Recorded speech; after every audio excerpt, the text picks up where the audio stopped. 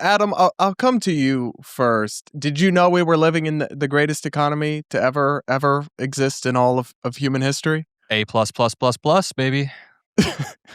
But okay, in all seriousness, I think the way that Trump and his administration speak about the economy is fundamentally incongruent with how most Americans are experiencing the economy. Consumer sentiment is at the lowest point in over a decade.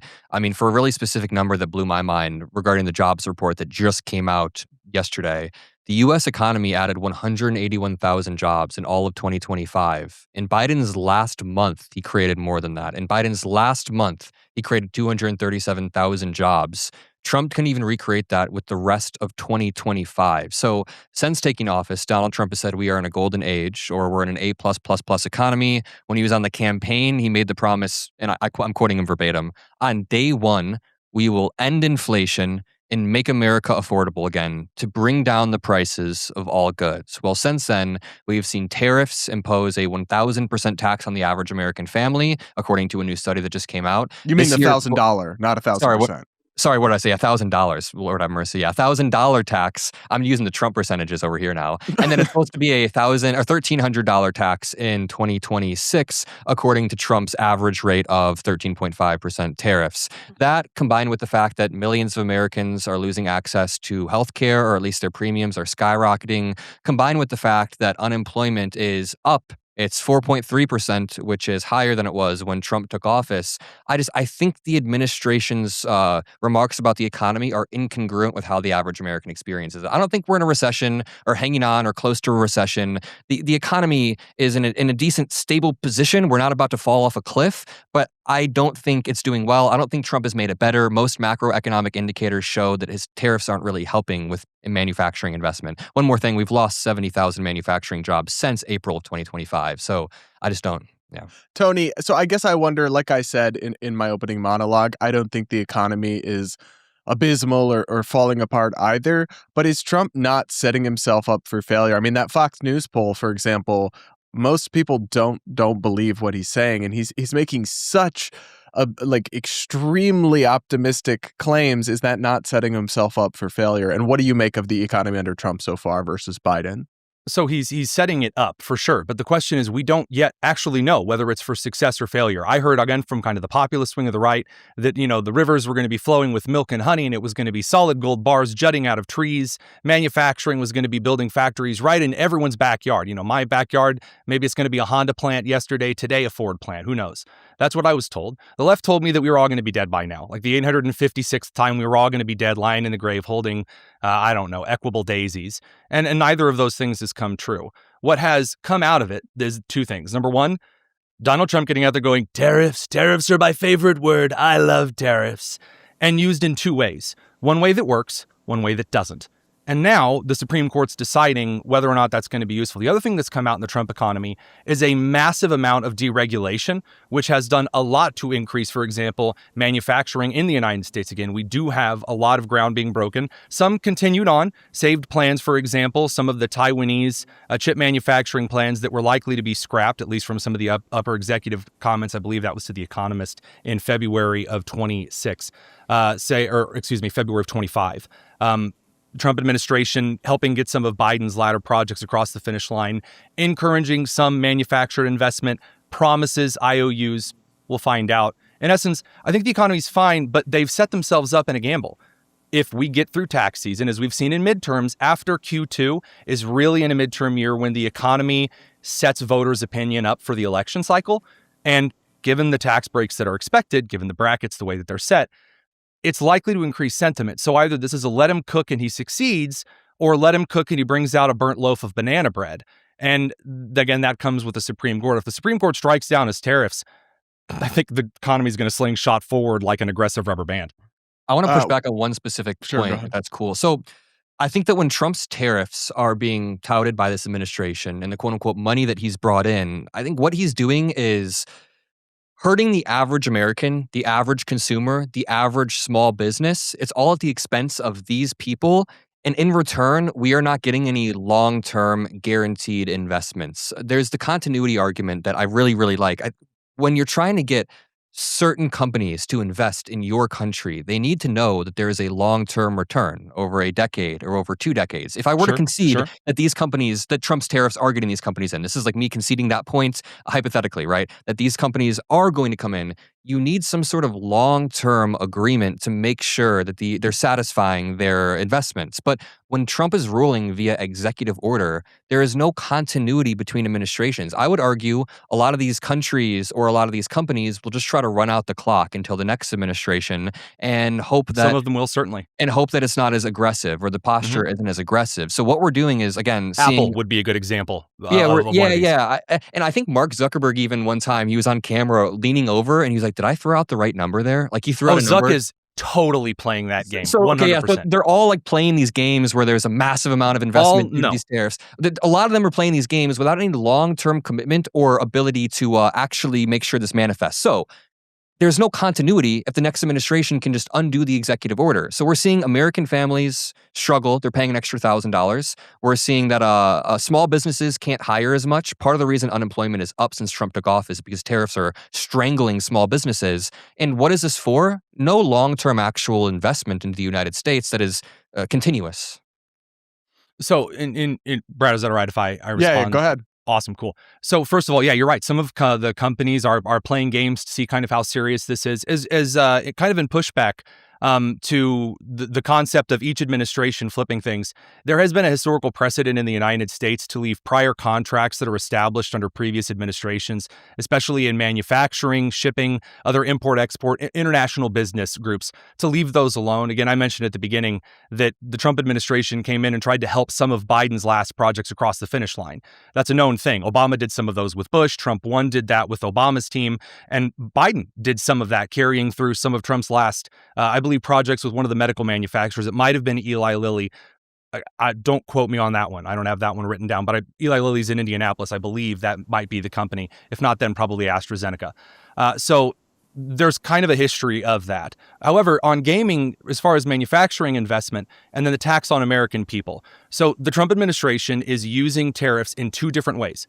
One of them works, one of them doesn't. So the way that some of the tariffs are working is as an international negotiation tactic.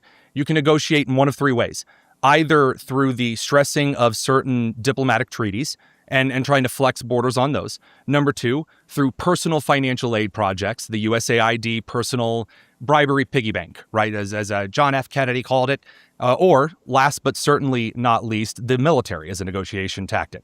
So the Trump administration has utilized tariffs as a strong arm tactic in like short-term economic rustle, which is when you're talking about national security goods, for example, like steel, maybe some parts of automotive. I will have to see how SCOTUS rules on it. It has worked in the past in some areas. The long-term tariffs, like tariffing bananas and things, no, I don't believe in the tariff deficit situation like that. Again, put Peter Navarro, put Howard Lutnick in a room somewhere else. Let Scott Bessent, I would say, do things more. But some companies have eaten the costs, which I was told they weren't going to. They have actually invested a lot more into the country. Of course, we've talked about automotive manufacturers, but also, again, Walmart, Amazon, Costco, Home Depot, Apple, Nike, General Motors, Procter & Gamble's larger conglomerate have tried to eat some of the costs on the tariffs in a cooperational strategy with the Trump administration. And a lot of prices have gone down where some have gone up. Again, I think that SCOTUS ruling on how much the president can do without Congress here, Brad knows I hate national emergency disease. I think they're going to strike down almost all of his tariffs because he built them on such a flimsy constitutional basis. He's certainly weakened the national. So I hate, Brad knows this, Adam. I hate that an executive can just declare a national emergency whenever he wants. Yeah. It has been the downfall of every republic ever. I hate it. And the idea of declaring a national emergency and going, bananas, they're not giving us enough bananas. I don't care for that. And I don't think SCOTUS will too. But steel. But Trump set up the situation where he says, well, the Supreme Court can't strike down my tariffs because it will cause an economic global catastrophe because we've built everything up around these tariffs. And it's well, I think they'd actually, international markets would probably be happy. I don't even think he believes down, that. But sorry, I don't mean to cut you off, Brad. But I think go ahead, Adam. Yeah.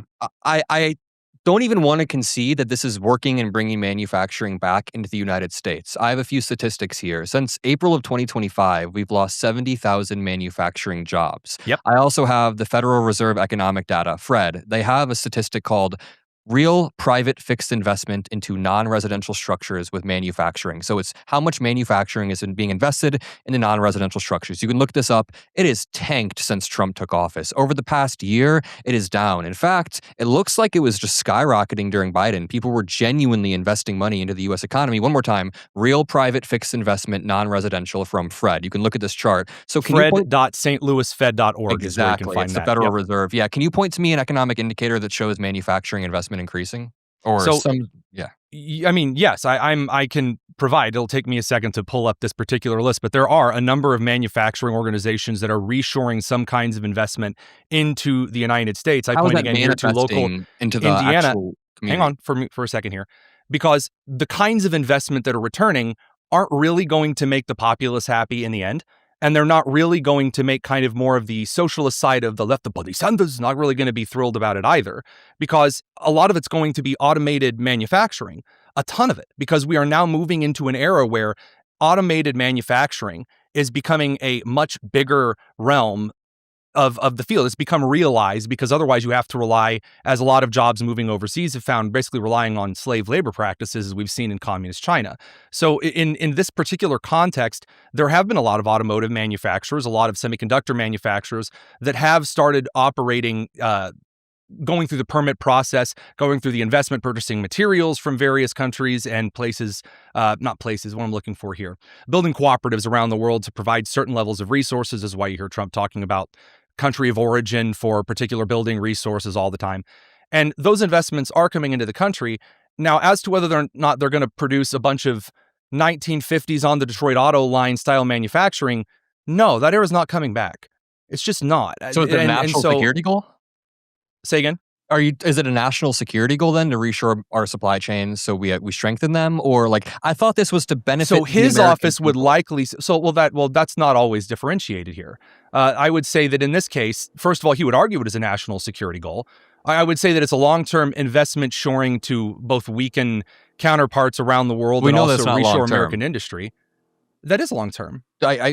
We illustrated that many of these companies and countries are playing games, and you were unable to illustrate any actual indicator. The companies that I listed, I believe, I can kind of scroll back up here and look. I don't believe that Walmart, Amazon, Costco, Home Depot, Apple, Nike, General Motors, the exception here, and then Procter & Gamble aren't heavy manufacturers, they're distributors. Okay, how is this manifesting into helping American citizens? I want to put America first. When Trump said that he wants prices to be lower and Americans to be stronger in their pocketbook, I believed him. I want that to happen. You're saying that you're saying that tariffs might not actually do that. So what's happening here? So what I'm saying, again, regarding the president, first of all, two kinds of tariffs. When the president is talking about reshoring auto manufacturing and other things, he's arguing national security, as in if there were some type of an upheaval, some type of a global Like political conflict, right, then manufacturing those in the country here, national security issue, obviously in that sense, in that time, building up the levees around New Orleans may not see any, use today, but if a storm comes, hey, then it's useful. That would be useful for the Americans in that particular situation. That's what he's arguing. As for the manufacturing economy, just because there are fewer total manufacturing jobs in a Honda facility built in southern Indiana, that doesn't mean that there still aren't manufacturing jobs that are created here. And of those companies that are building more, Stellantis, Honda, Mercedes, Hyundai, Kia, Toyota, General Motors, Volkswagen, and Scout Motors. I always forget that Scout Motors is becoming a thing.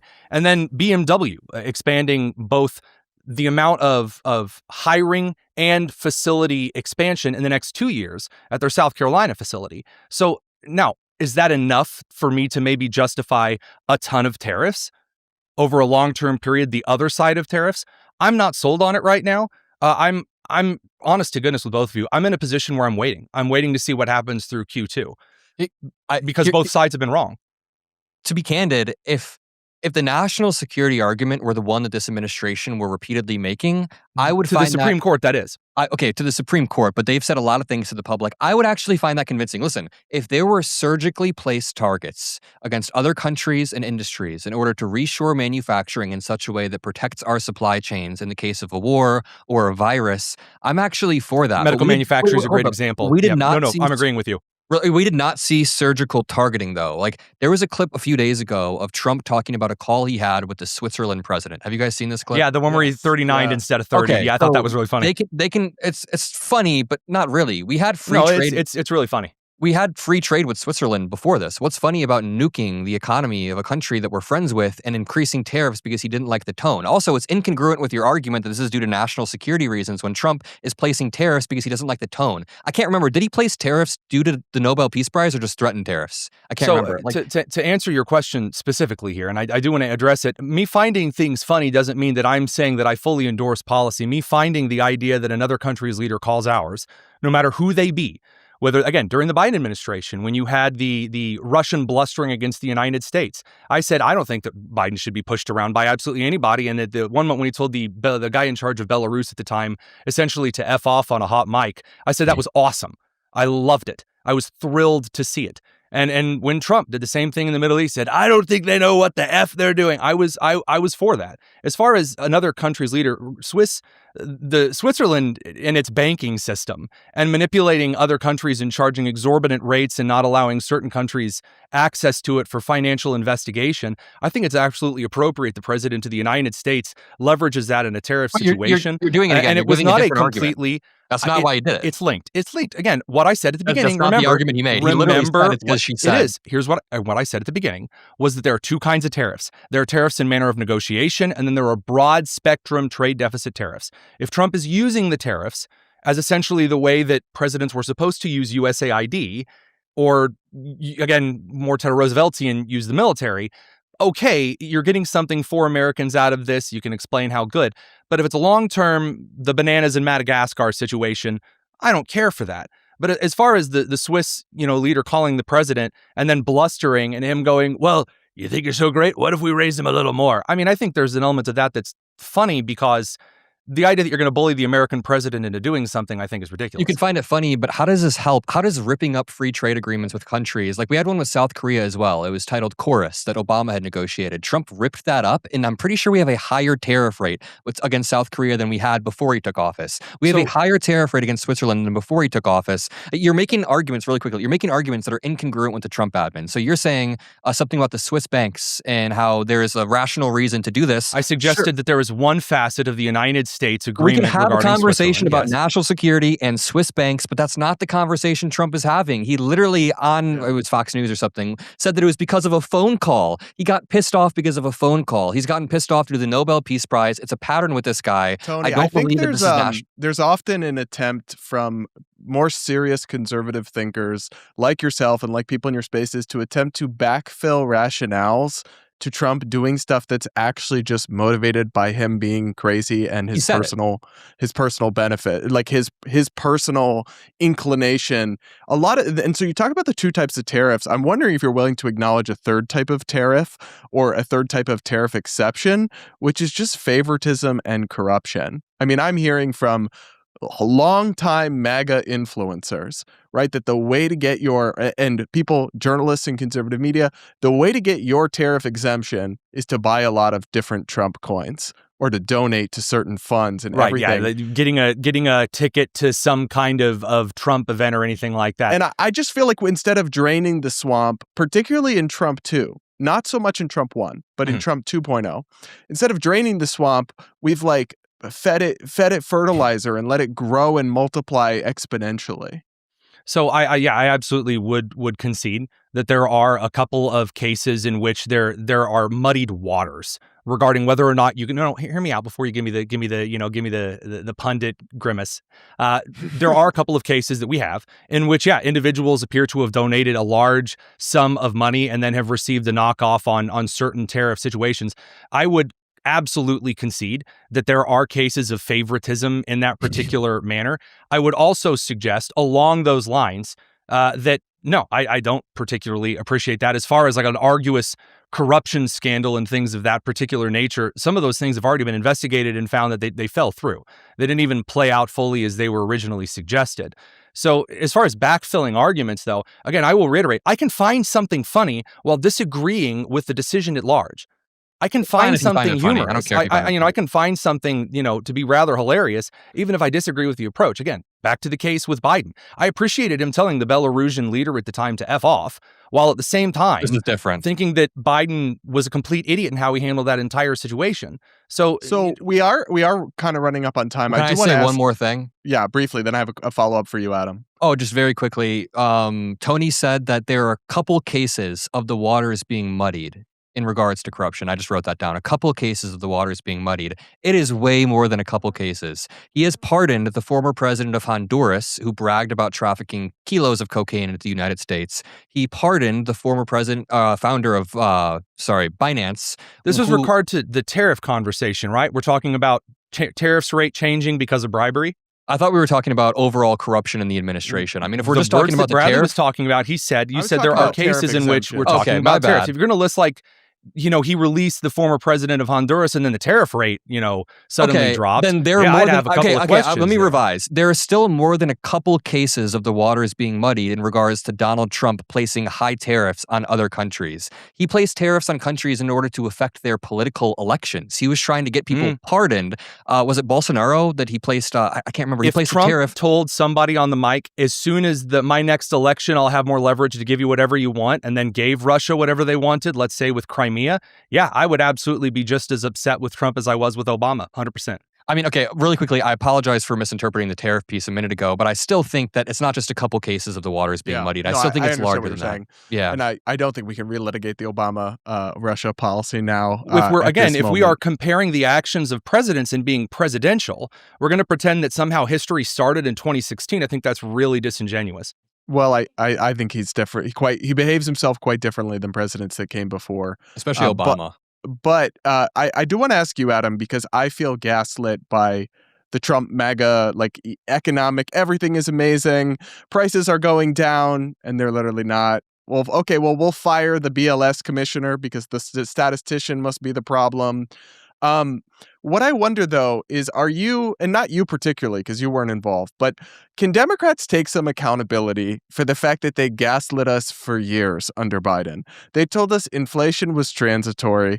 They told us that inflation was Putin's price hike. That was something Jen Psaki said over and over again, even though the inflation rate was already highly elevated before Putin invaded Russia. They told us so many different things that just turned out to not be true. Biden's sharp as a tack, right? Hasn't lost a step. That's just his stutter. So it's Biden. As much as I would agree with a lot of the criticisms that Democrats have made about Trump, I feel like sometimes they feel like, oh, well, we just get to turn over a new leaf now. And the last 4 years never happened and we don't have to answer for any of it because look at this big lie Trump is telling. But I'm still salty and mad about a lot of that. And I think a lot of Americans are still resentful about that. In order to rebuild trust with the American people, it is a necessity for the Democratic Party to take accountability for multiple things throughout Biden's era, even beyond the age cover-up that happened, even beyond the failure at the border that they asked people to ignore. The economic rhetoric used by the administration, Biden's administration, trying to gaslight people was not cool. And of course, the lib in me is going to argue Trump is doing that 10 times worse, but just keeping it contained to Biden, yeah, I think that we do need to take accountability. I think that Democrats overall need to have a more affirmative message about what we want. That's not us being unified in opposition to Trumpism or whatever Trump is doing on any given day. I am going to continue my work to help. One of my goals is to continue to work on democratic messaging, talk to politicians, and push us in a direction where we can take accountability, take ownership, and move on towards a better era. I didn't have a huge part in the 2024 election. I was still kind of growing, so I didn't do a lot. I didn't do a lot of the Biden-type gaslighting. I was kind of just making my entrance in, but the Democratic Party needs to regain trust with the American people, and that's not going to be done by ignoring the mistakes that we made. It's bothersome. All right, guys. Well, we will leave it there for now. Thank you both so much for joining me, and we'll talk again soon.